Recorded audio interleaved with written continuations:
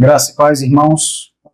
Irmãos, nessa oportunidade vamos tecer algumas considerações acerca do Salmo 119 que acabamos de cantar. E vamos meditar no texto, exatamente no texto que cantamos, do versículo 9 até o versículo 16. Peço que os irmãos já abram suas Bíblias, Salmo 119, versículo de 9 a 16. Irmãos, esse texto aqui fala de um assunto muito pertinente aos nossos dias. Ele começa com uma pergunta, e essa pergunta deve estar na boca de todos os crentes na história, não apenas dos jovens apenas. A segunda estrofe, irmão, versículo 9, começa com uma pergunta extremamente importante. Vou ler, os irmãos acompanham. De que maneira poderá o jovem guardar puro o seu caminho? Perceba, irmãos, que esse salmo, entre outras coisas, está preocupado com a instrução do jovem. Não é fácil para o cristão, especialmente os cristãos jovens, manter-se puro num mundo onde a imoralidade está presente sem limites. Como alguém disse, se há um momento em que a concupiscência ruge mais ardentemente, é quando o sangue jovem ferve nas veias. Então, já que é nesse suprassumo da vida do homem que o pecado fala mais alto, então, se essa instrução for dada ao jovem, os adultos, os idosos, as crianças também podem usufruir dela. A juventude, irmãos, é o momento em que os desejos da carne estão no auge da intensidade. Agora, junta essa paixão da carne com um corpo que clama pelo pecado. Junta essas duas coisas, dá uma bomba atômica de pecado. Só assim vamos entender porque a juventude é muitas vezes marcada com memórias dolorosas de loucuras e pecados. Como nosso irmão Jó, lá no livro de Jó, versículo 26 do capítulo 13. Quem quiser abrir para acompanhar, Jó capítulo 13, versículo 26, diz assim: Pois decretas contra mim coisas amargas, Jó dizendo, me atribuís as culpas da minha mocidade. Reparem bem, Jó aqui repercutindo sobre tudo que estava acontecendo com ele e questionando para saber se Deus estava punindo pelas culpas dele da mocidade. E logo Jó, irmãos, que era um pai que unia a família, um pai zeloso pela família, que a gente vê, não vê pecado na vida de Jó, mas ele considerou que na mocidade dele tinha muitos pecados. Jó, irmãos, que fazia sacrifícios pelos pecados que os filhos poderiam ter cometido, mas Jó era um vaso de barro, como a gente viu hoje de manhã também. Jó também era um vaso de barro e considerou as culpas da sua mocidade. Então, quão perigosa é essa fase da vida, irmãos, em relação aos pecados. No Salmo 25, pertinho aqui onde estamos no texto, Salmo 25, 7, Davi ora a Deus e diz, abre aspas, não te lembres dos meus pecados da mocidade, nem das minhas transgressões. Olha aí. Também Davi considerando os pecados da mocidade. Irmãos, a juventude deve ser um momento para o jovem aperfeiçoar o seu potencial e crescer. Ele deve usar essa força que ele tem pujante nas suas veias para canalizar para aquilo que edifica, para aquilo que ele vai usufruir na eternidade. No entanto, infelizmente, a tendência da juventude é que muitas vezes desperdice o tempo com coisas vãs, com futilidades, especialmente nos nossos dias, que as coisas estão muito rápidas, a internet, as redes sociais estão aí sugando a energia dos jovens, tirando o tempo dos jovens, dos adultos, de todo mundo. Então a palavra impuro é uma descrição muito apropriada e de grande parte é uma descrição que resume bem a fase da mocidade, impureza. E aqui eu abro um parênteses mais uma vez para dizer que ele aqui no texto não está falando apenas para os jovens, ele está falando para os jovens tendo em vista os impulsos carnais que o jovem tem mais aflorado que os demais. Mas a mensagem é para todos os crentes, todas as idades. Irmãos, Davi afirma nesse texto do capítulo 119, Salmo 119, ele afirma que o relacionamento com a palavra é o fator determinante para que o cristão tenha ou não uma vida de pureza. Isto é, se você deseja ter uma vida de pureza, deve priorizar a palavra de Deus em seus pensamentos, em seus sentimentos, em suas ações e até nas suas reações. Que é quando muitas vezes a gente reage de forma carnal. Temos que considerar todas essas ações. O melhor exemplo disso, irmãos, o melhor exemplo de uma pessoa que considerava a Escritura em tudo que fazia é Cristo. Em todo o tempo ele manteve a palavra de Deus em seu coração. Nos momentos mais difíceis que ele passou, estamos aprendendo aqui as pregações sequenciais do pastor, nos momentos que ele mais precisou, a palavra dele estava ali, a palavra de Deus estava ali na boca dele. Cristo trazia a palavra de Deus em sua memória e sempre se fazia questão de citar ela. Vamos ver Mateus 26, 31. Esse aqui, Mateus 26, 31, é quando Jesus estava sendo abandonado pelos seus. Mateus 26, 31 diz assim: Então Jesus lhe disse: Esta noite todos vós escandalizarei comigo, porque está escrito: Ferirei o pastor e as ovelhas do rebanho ficarão dispersas. Atentem, ele fez questão de dizer: está escrito. Então a palavra de Deus estava na boca dele em tudo que ele fazia. Fazia questão de mostrar: está escrito na palavra do meu Pai. Mateus 26 ainda, versículos 53 e 54. Os irmãos vão ver quando Jesus estava sendo traído. 53 diz assim: Acaso pensas que não posso rogar ao meu Pai, e ele me mandaria, neste momento, mais de 12 legiões de anjos? Agora, atentem, os 54. Como, pois, se cumpririam as Escrituras, segundo as quais assim deve suceder? Mais uma vez, no momento de crise, ele fazia questão de dizer: eu estou aqui, mas estou cumprindo as Escrituras que são importantes. O coração de Cristo, irmãos, era de tal forma moldado à palavra de Deus, que a palavra lhe vinha à mente sempre que passava por uma necessidade e dificuldade. A gente pode ver isso no decorrer das passagens que ele fala. Cristo viveu uma vida pura até quando estava morrendo. Até numa situação de dor e angústia, estava obedecendo à Escritura e estava considerando ela na sua mente. Jesus foi à cruz com o coração reto, puro, sem mácula e sem pecado. Cristo tinha uma vida moldada pela palavra em todos os aspectos. Ele é um exemplo perfeito para seguirmos. Portanto, se você deseja ter um coração puro e devoto como o de Cristo, não pode ignorar os versículos 10 a 16 do Salmo 119, que é onde Davi vai fazer as considerações para termos um coração puro. Esses versículos representam duas advertências que serão apresentadas aqui, os dois tópicos do nosso sermão. Como deve ser a nossa relação com as Escrituras? Essa advertência fornece um roteiro divinamente inspirado para uma vida de pureza. E aí eu pergunto: o que fazer para manter-se puro em um mundo tão impuro? E a primeira resposta é: busque ao Senhor de todo o coração. A partir do versículo 10. Versículo 10, a parte A: de todo o coração te busquei. Irmãos, aqui o versículo 10 e o versículo 11 são os mais cruciais para viver uma vida santa e pura. Porque aqui ele vai tratar do ponto-chave da questão. Ele não vai tratar de uma aparência de piedade, ele não vai tratar de ações externas, ele vai tratar da fonte. O que é que a gente precisa para ter um coração puro?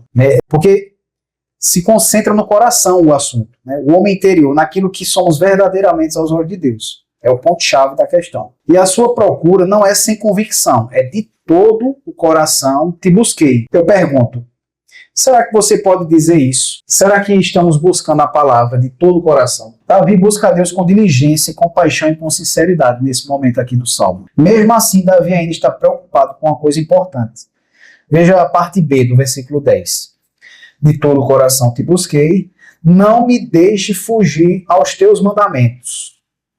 Irmãos, tem tanta sabedoria aqui nesse pedido que Davi está fazendo. Como diz Provérbios 19, 27, diz assim: Filho meu, se deixas de ouvir a instrução, desviar-te-ás das palavras do conhecimento. Vou repetir.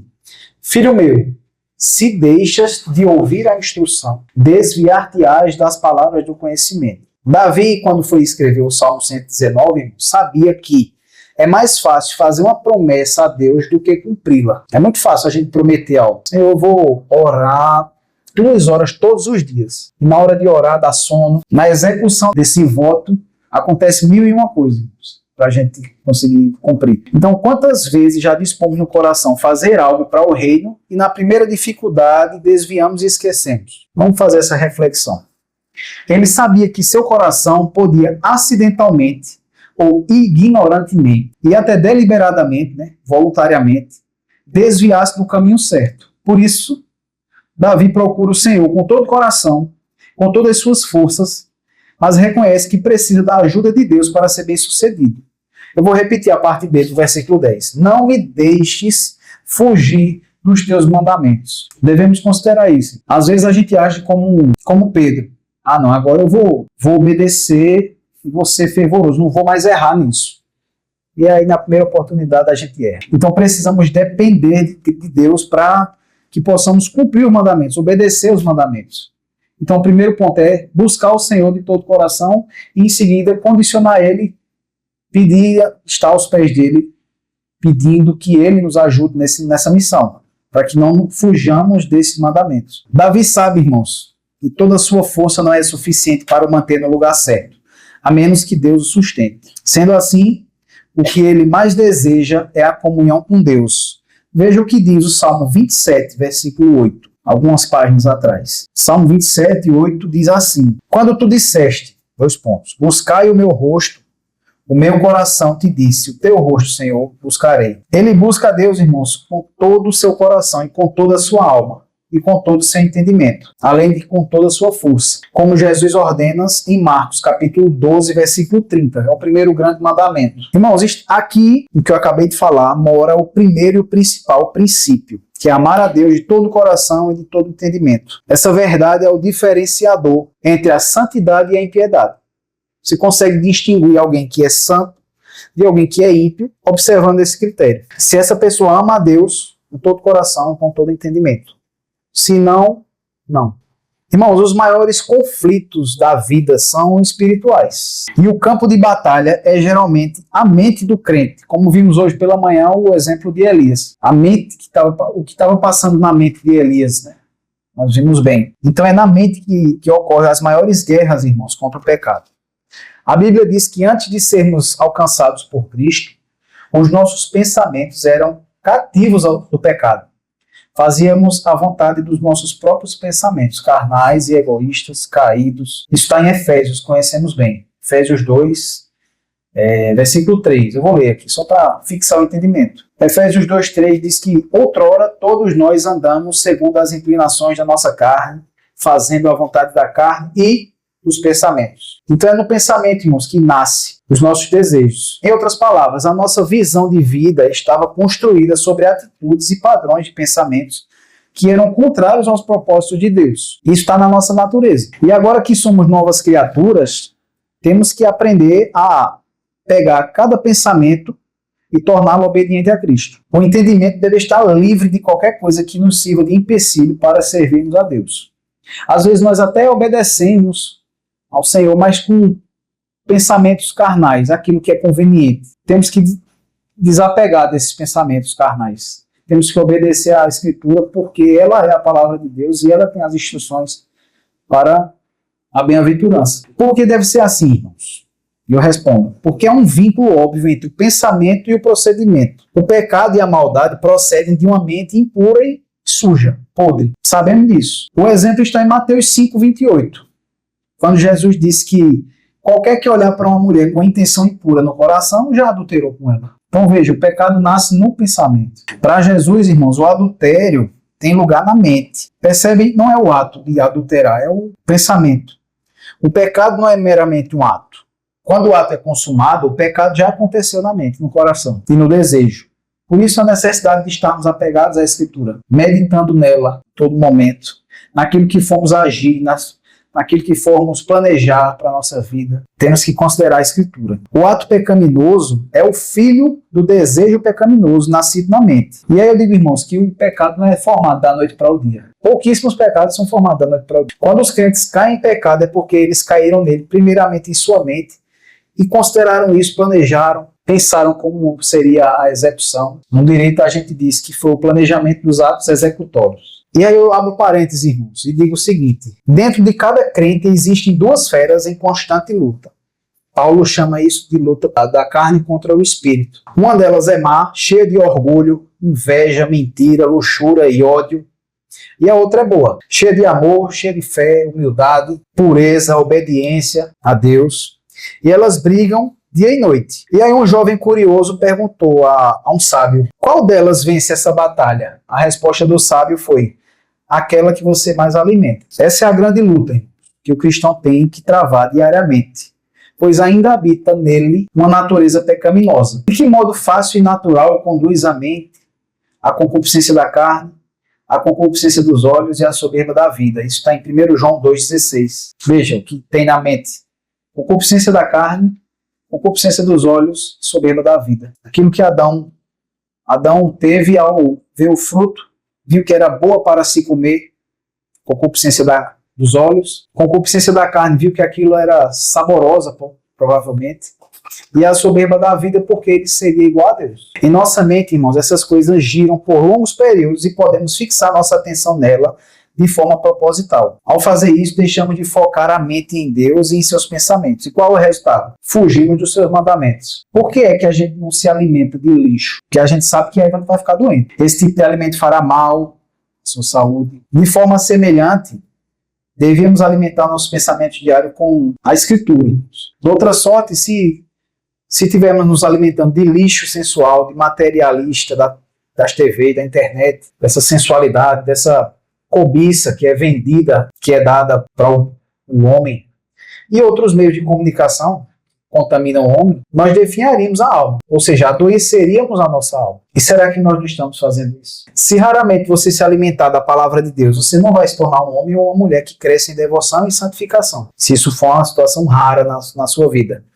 Se for no domingo, só pronto. E vai se tornar uma presa fácil nas garras do inimigo. Irmãos, a neurociência descobriu que muitas vezes o cérebro decide agir antes mesmo de termos consciência do pensamento. Em outras palavras, os nossos atos começam a ser preparados no interior antes que a mente racional se dê conta da escolha. Isso mostra a importância de estarmos sempre alimentando o coração com a palavra de Deus, para que ela não esteja apenas no nosso pensamento, mas no nosso inconsciente. Ou então, que ela esteja forte nos nossos pensamentos, para que na primeira centelha de uma decisão errada, o nosso pensamento refreia aquela atitude e aquele pensamento. E aí é mais fácil apagar um fogo quando ele ainda é uma vela do que apagar o fogo quando ele já está alastrado na selva. Por isso, o salmista Davi entende que o maior desafio da vida cristã não é apenas agir certo, mas pensar como Deus pensa, submetendo todos os pensamentos à sua vontade. O caminho da santidade e da devoção começa na mente, apesar de Deus...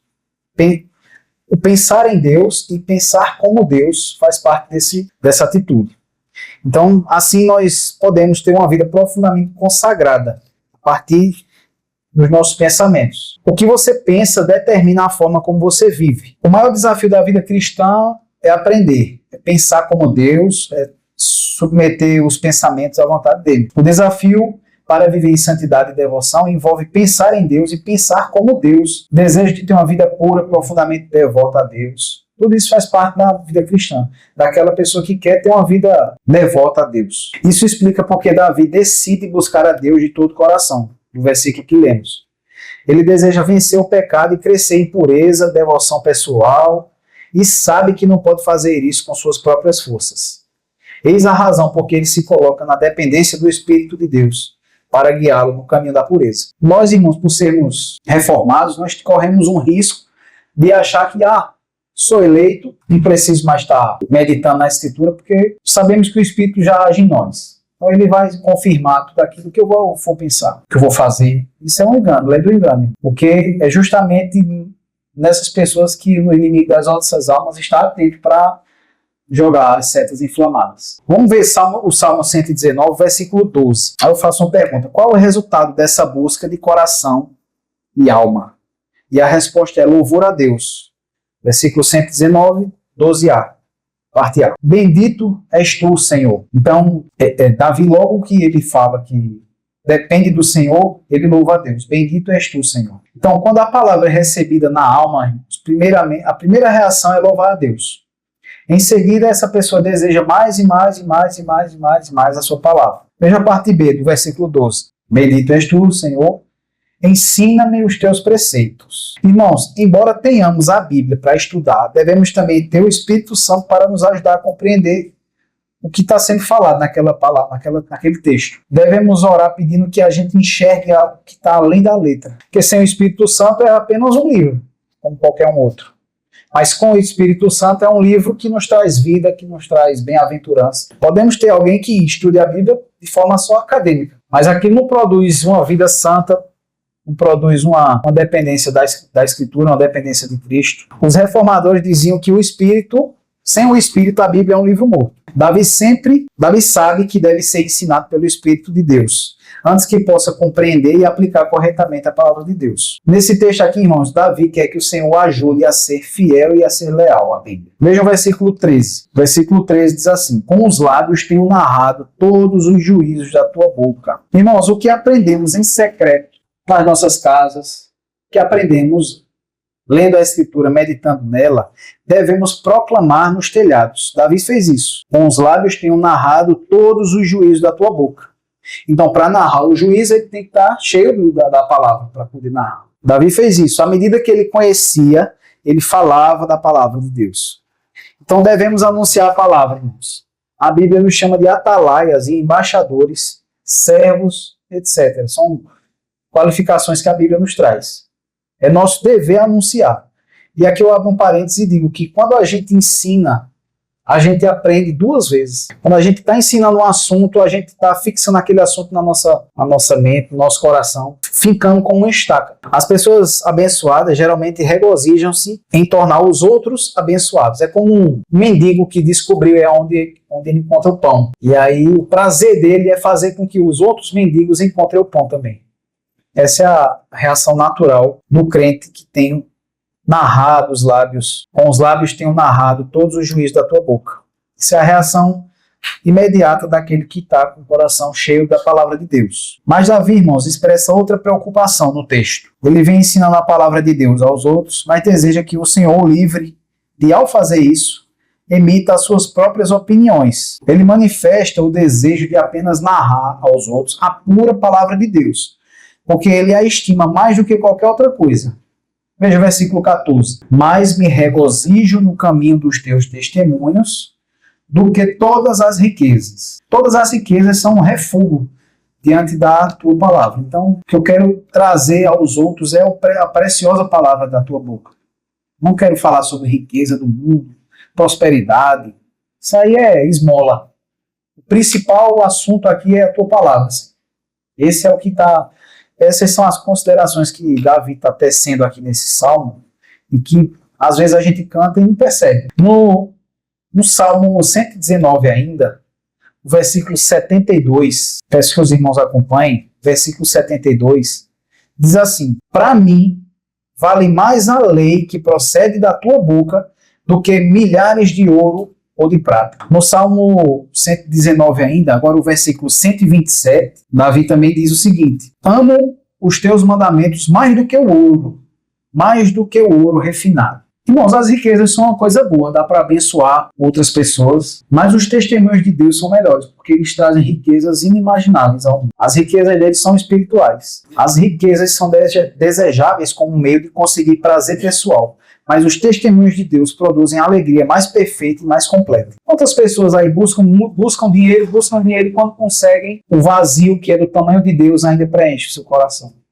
E aí entram em depressão e veem que o dinheiro não consegue preencher isso. Nós temos um vazio, todos nós, no nosso coração, que é do tamanho de Deus. Só Ele consegue preencher. É como aqueles brinquedos de criança, que tem um quadrado, um triângulo e é uma esfera que as crianças têm que encaixar. O nosso coração tem um buraco vazio que só consegue encaixar com Deus. Só Deus consegue preencher esse vazio, através da palavra, através dos meios de graça.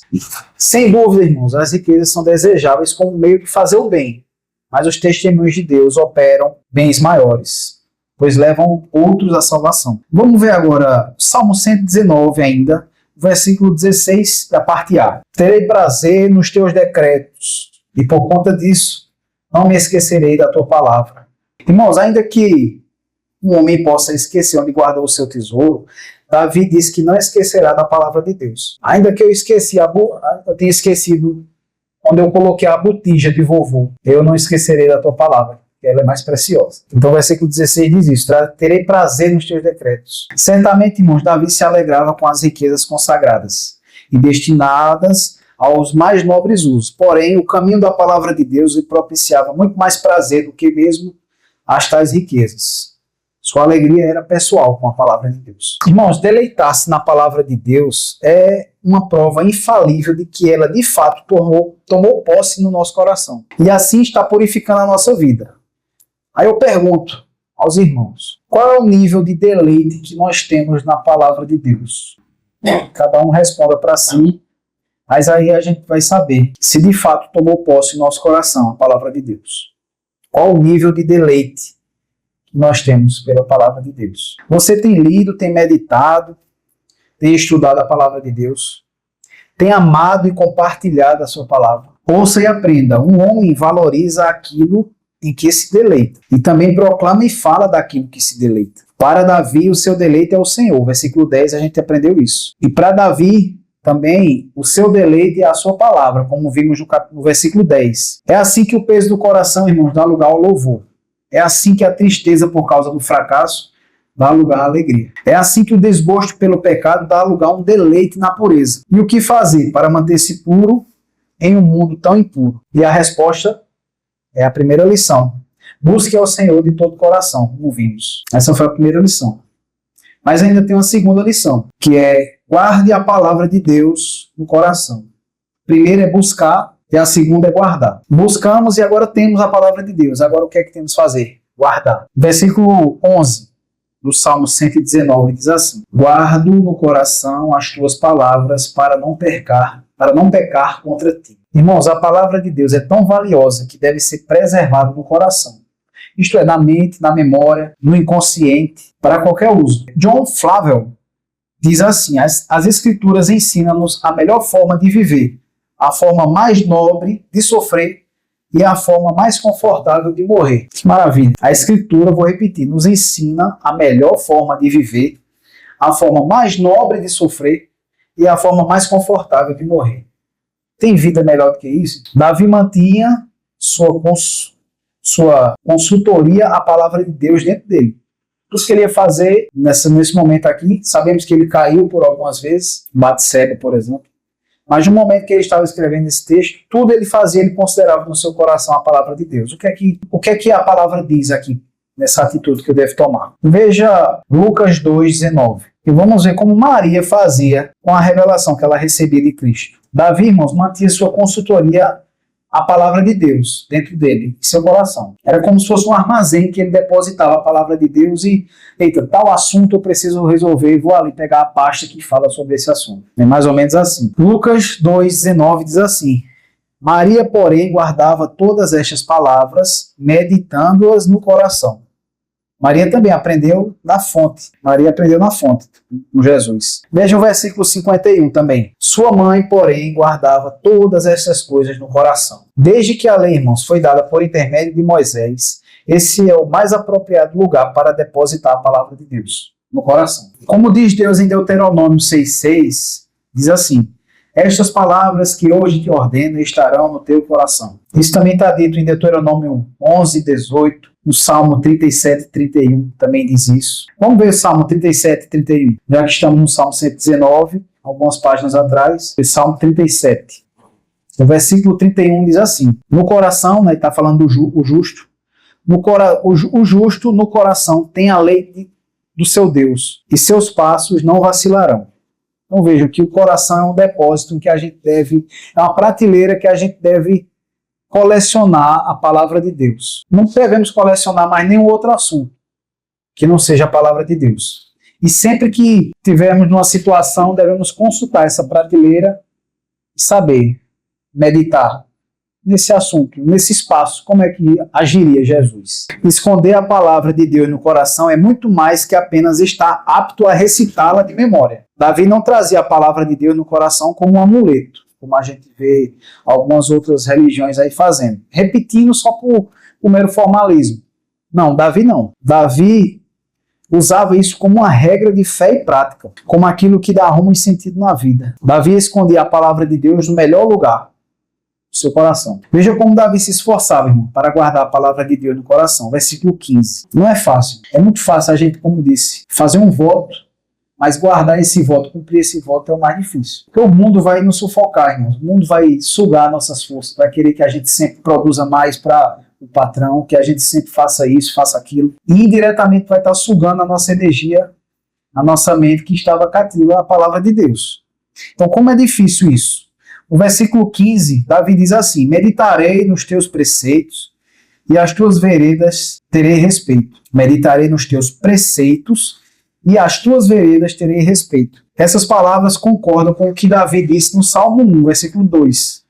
Ele disse assim: os justos meditam na palavra de Deus de dia e de noite. No versículo 9, irmãos, ele perguntou de que maneira poderá o jovem guardar puro o seu caminho. E ele mesmo respondeu: observando segundo a tua palavra. Agora Davi faz o seguinte raciocínio: se eu meditar nos teus preceitos e pensar sobre os seus caminhos, então seus caminhos se tornarão os meus caminhos. Ele vai estar tão íntimo com a palavra de Deus que vai estar uma coisa natural, irmãos. Vai ficar fácil de decidir, tomar decisões, porque ele está se alimentando da fonte. Ele está se alimentando da palavra de Deus. Ele não está descansando em berço esplêndido, esperando o dia da sua morte, porque ele já é um eleito. Ele está se esforçando para aprender cada vez mais, para que a mente dele se transforme igual à mente de Cristo. E porque o seu caminho é puro, o meu caminho será puro, Davi diz, porque meu coração está cheio da tua palavra. E o que é que isso significa em termos práticos? E aí eu respondo. Significa que se você quiser manter o seu caminho puro, deve tomar como princípio para a sua vida não pôr os pés onde os seus sapatos possam se sujar. Ninguém briga com um carvão sem que fique sujo. Assim também é o pecado. Portanto, resista às tendências pecaminosas tão logo as perceba. Mas só conseguimos fazer isso se a gente tiver cheio da palavra no coração. A gente vai conseguir identificar o perigo no momento que ele aparecer. Às vezes ele aparece bonito, na maioria das vezes, parece bonito, parece como uma coisa vantajosa, mas quando a gente está cheio da palavra, a gente vê que aquilo é só uma ilusão. Fazer isso pode ser doloroso, pode sofrer prejuízo no relacionamento, mas você deve aprender quão leves são essas feridas em comparação com a dor que o pecado causa à comunhão com Deus. Quem já experimentou isso sabe como é ruim. Quando alguém vem falar de Deus, a pessoa já sente vergonha, a pessoa não ora, a pessoa não lê, não medita. Como Adão no Éden. Quando Deus aparece, a pessoa quer se esconder. Não tem prazer nas coisas de Deus. Davi, irmãos, tinha consciência da sua identidade como filho de Deus. Sua filiação o dominava e dirigia seus pensamentos e seus atos. Por isso, quando a esposa de Potifar pôs os olhos em José, e ela disse: deita comigo, qual foi a resposta de José? Está em Gênesis 39:9. José disse assim: como, pois, cometeria eu tamanha maldade contra Potifar? E como pecaria contra Deus? Foi automático. Ele não considerou: eita, será? Eu posso até fazer aqui escondido, ninguém vai ver. Não, a resposta dele foi na lata, imediata. Não, perceba que José não está negando a sua capacidade de pecar, mas está enfatizando a inconsistência, a incompatibilidade desse ato para alguém na sua posição de crente. De modo semelhante, você deve assimilar sua identidade com Cristo, até que respostas desse tipo também lhe sejam automáticas. Ao fazer isso, você não será perdedor, assim como José não foi. Se ele não tivesse sido fiel naquele momento ele sofreu prejuízo, ele foi preso. Mas se ele não tivesse dito aquele não, ele não teria sido preso, e depois não teria sido governador, não teria salvado o povo de Deus, não tinha salvo os seus irmãos. Então veja, a gente só tem vantagem, apesar dos prejuízos iminentes, no longo prazo nós só temos vantagens. Mas agora vamos ver o outro lado da moeda. Machucaria Davi recusar os desejos que nele surgiram enquanto passeava no terraço e avistou a esposa de Urias? E a resposta é sim, ele deveria ter retornado aos seus aposentos e pedido ao Senhor para extinguir aquele dardo inflamado da tentação que lhe havia atingido seu coração. Ele deveria ter se lembrado de quem ele era: servo do Senhor, rei ungido de Israel, profeta do Deus Altíssimo. Isso mostra que o mesmo Davi que cometeu esse pecado foi o mesmo que escreveu tudo isso aqui que estamos estudando. E vemos que, apesar de no momento estarmos plenamente aptos, cativos à palavra de Deus, no outro momento a gente pode cair facilmente. Basta a gente colocar a escritura de lado e cuidar dos nossos interesses aqui na terra, os interesses seculares, que rapidamente a gente vai desviar do caminho. É aquela historinha das duas feras. Se a gente estiver alimentando uma, a outra vai sobrepujar. Ele deveria ter se lembrado de quem ele era, o servo do Senhor, antes de cometer o pecado com Batseba. Ele havia matado um gigante com uma pedra quando estava forte no Senhor e na força do seu poder. Porém, deliberadamente esqueceu disso e deixou de lado os pensamentos sobre Deus, sobre si mesmo, na condição de servo, na condição de rei, na condição de profeta do Senhor. E em razão disso, ele tristemente foi conquistado por uma tentação rápida assim no coração. Assim também acontece com qualquer um, irmãos, que abandona os pensamentos sobre a grandeza de Deus, o seu próprio status na família de Deus. Se esquecermos disso, irmão, rapidamente caímos. E se esse é o seu caso, eu quero dar-te uma palavra de consolo. Se você abandonou os pensamentos sobre Deus, se cedeu ao pecado, não se desespere. Lembre-se que o pecado não tem mais domínio sobre a sua vida. Perder uma batalha não é perder a guerra. Batalhas podem ser perdidas, mas a guerra, temos um Senhor que nos ajuda a guerrear. E Ele prometeu que nenhuma das almas que Ele tem vai se perder. Então amarre todas essas pontas soltas em sua vida, erga a cabeça e admita que tem sido negligente com a palavra de Deus. Confesse que mesmo quando a lê, ignora a necessidade de compreender e digeri-la e aplicá-la em sua vida. Às vezes a gente lê de forma automática, por mero formalismo, protocolo. Quando a gente deixa para ler um sono terrível. Corrija seus pensamentos, pense em Deus e sobre os conselhos de Deus. E rogue a ajuda do Senhor para que Ele o capacite a manter-se puro em um mundo tão impuro. E para concluir, irmãos, eu vou contar uma ilustração. Conta-se que 4 jovens estavam perdidos em uma floresta escura, cheia de feras famintas que rodeavam a espreita. Cada passo errado poderia ser o último. Eles se perderam depois de um passeio da escola. O primeiro jovem olhava em volta e via apenas os frutos doces, o mel escorrendo dos troncos, as sombras agradáveis daquelas árvores frondosas para descansar. E aí ele dizia, por que pensar em voltar para casa? Aqui há prazer suficiente. Mas quando ele se distraía com os frutos, não percebia as pegadas das férias se aproximando. O segundo jovem deitava-se no chão, cruzava os braços e suspirava, dizendo, eu não vou gastar minhas forças.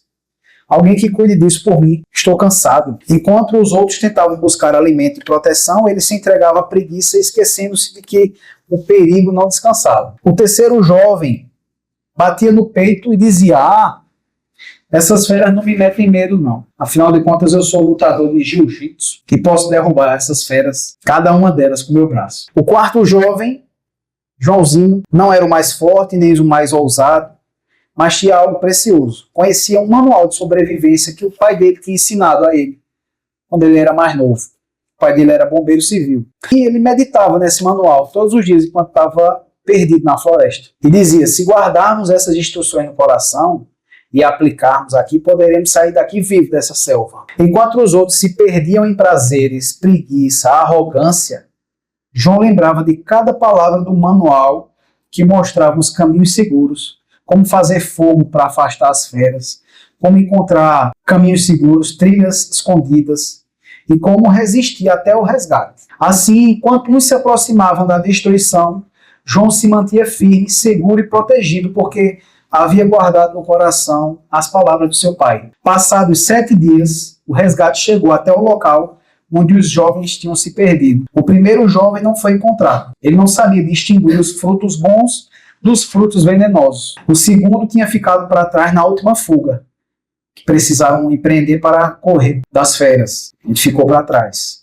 O terceiro ainda lutou contra uma fera. Saiu vitorioso, mas tantos ferimentos que ele tinha, que ele sucumbiu. Restou apenas o terceiro, que tentou por muitas vezes ensinar o manual que tinha aprendido do seu pai, bombeiro militar. Mas ninguém quis ouvir, nenhum dos 3 quiseram ouvir. Apenas ele foi resgatado com vida e ileso dos perigos da selva. E aí eu faço a aplicação. A floresta é um mundo cheio de armadilhas, cheio de prazeres enganosos, ilusões de força, preguiça para as coisas de Deus. Os 3 primeiros jovens representam as pessoas que se perdem porque não têm a direção. Os que se distraem com os prazeres, os que se entregam à preguiça e os que confiam na própria força. O quarto jovem, João, representa o crente fiel, que guarda a palavra de Deus no coração e medita nela e caminha em segurança. Assim como diz o Salmo. O Salmo que vimos, João é o exemplo do jovem que não apenas ouviu, mas guardou e viveu a instrução.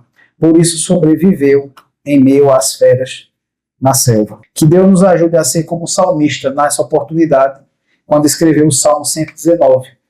Que nos faça lembrar das palavras que temos aprendido, para que não nos desviemos dela. Que Deus nos abençoe. Amém.